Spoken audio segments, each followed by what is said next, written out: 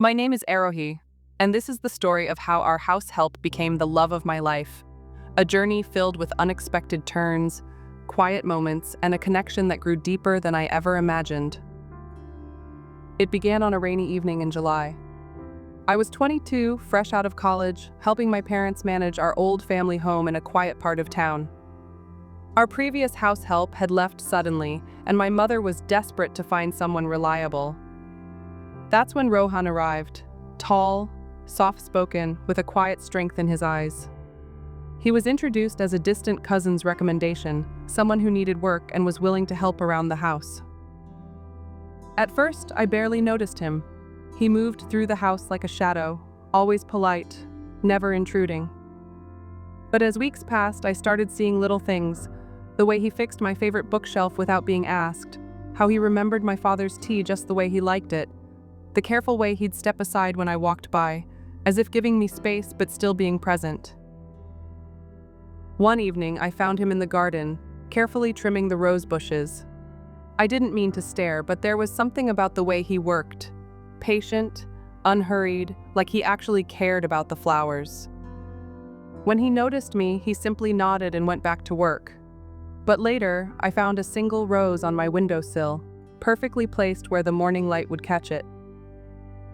I didn't know what to make of it. Was it just kindness?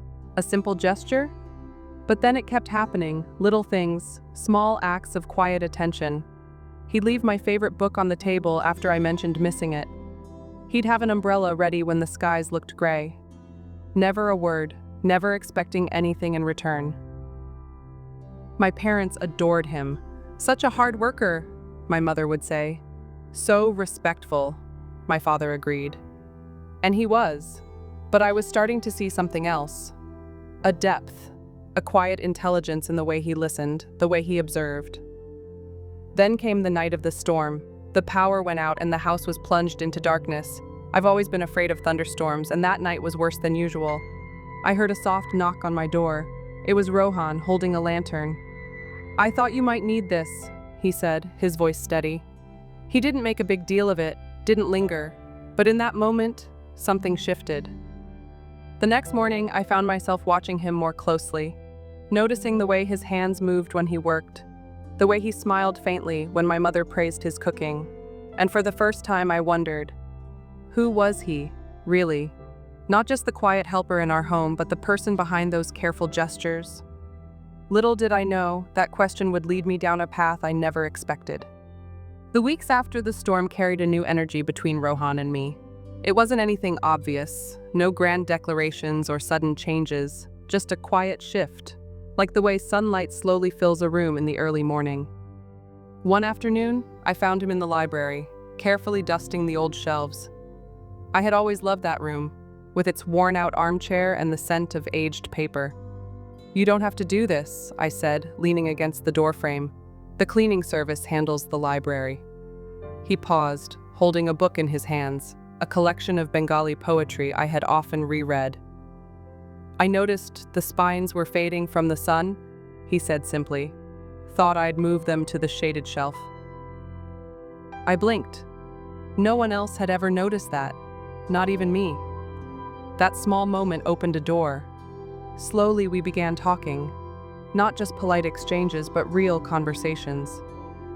I learned that Rohan had studied literature in college but had to leave when his family fell on hard times.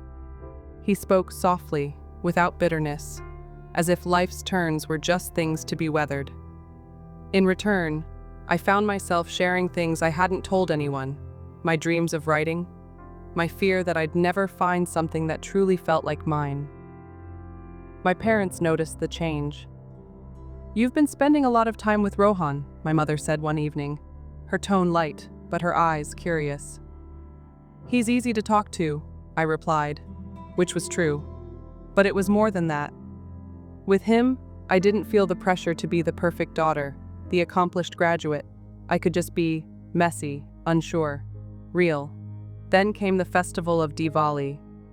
The house was alive with lights and laughter, relatives pouring in with sweets and loud conversations. In the chaos, I slipped away to the backyard, where the noise faded into the rustle of leaves. And there was Rohan, sitting alone on the old stone bench, watching the distant fireworks. "Not a fan of crowds?" I asked, sitting beside him. He smiled slightly. "I like the quiet after the noise." We sat there in comfortable silence, the flashes of light painting his profile in gold and shadow. For the first time, I allowed myself to really look at him. The strong line of his jaw, the way his lashes cast faint shadows when he looked down. My chest tightened with something unfamiliar but not unwelcome. Later that night, as I lay in bed, I replayed our conversations, his small smiles, the way his voice softened when he spoke of things he loved. And I realized with a jolt that I was falling for him. But reality crashed in quickly. What would my family say? What would his life become if people started talking? The weight of it pressed down on me, and for days I pulled back, avoiding him, burying myself in work. Rohan didn't push. He gave me space, just as he always had. But this time, his silence felt different, heavy with unspoken words. Then one evening, I overheard my father talking to a relative. "Rohan's been offered a job in Delhi," he said. "Good pay, better opportunities. He'd be a fool not to take it." My heart dropped. Was he leaving? Just like that? I had to know. That night, I waited until the house was quiet, then went to the kitchen, where Rohan often sat with a cup of tea before bed. He was there, staring into his cup as if it held answers. "Are you really going to Delhi?" The words tumbled out before I could stop them. He looked up, surprised. Then slowly, he nodded. "It's a good opportunity. But do you want to go?" For a long moment, he didn't answer. Then quietly he said, "What I want isn't always what matters." The ache in his voice mirrored the one in my chest, and in that moment, I made a choice. The kitchen felt too small suddenly, the ticking clock too loud. Rohan's words hung between us. What I want isn't always what matters. And in that moment, every unspoken feeling crystallized into certainty. "I think what you want matters very much," I said, my voice steadier than I felt. He looked at me then, really looked at me, his dark eyes searching mine in the dim kitchen light. The air between us changed, charged with all the things we'd never said. "I can't pretend anymore, Rohan. These past months, you've become important to me. More than important." My hands trembled, so I clasped them together. "If you leave now, I'll always wonder what could have been." For a terrible second, he didn't respond. Then he took a step closer, his work-roughened hands gently covering mine.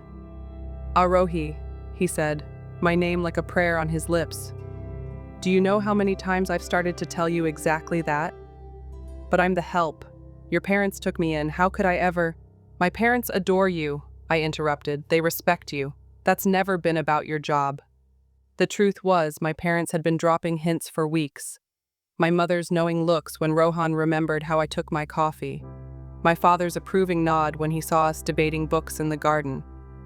They'd seen what I'd been too afraid to name. That night changed everything. We talked until dawn, about our fears, about the future, about how love sometimes comes quietly, without fanfare, in the spaces between ordinary moments. By morning, we'd made a decision. The next week, Rohan turned down the Delhi job. The week after that, he sat nervously in our living room while I told my parents how we felt about each other. To our relief and Rohan's tearful gratitude, they simply smiled. "We've watched this coming for months," my father said, clapping Rohan on the shoulder. "Just promise to keep making her happy." A year later, under the same rose bushes where we'd first truly seen each other, Rohan got down on one knee. 2 years after that, we stood before our families as equals, partners, the past roles forgotten in the face of this new chapter. Now, when people ask how we met, Rohan always tells the same version. "I came to fix a leaky faucet and ended up fixing my whole life." And every time, without fail, he reaches for my hand as he says it, his thumb brushing my wedding band, a silent reminder of how far we've come.